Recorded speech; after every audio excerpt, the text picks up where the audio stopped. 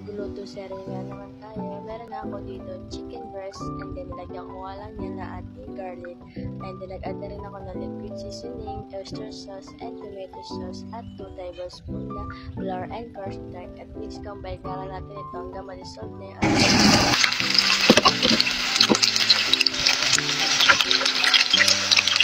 Gagawa nga lang tayo ng sauce ng ating sesame chicken. Nag-add nga lang ako dyan ng oyster sauce and then tomato sauce at haluin nga lang natin ito and then nag-add na rin ako ng sugar dyan at antayin nga natin ito ma-dissolve yung ating sauce ng sugar na ito.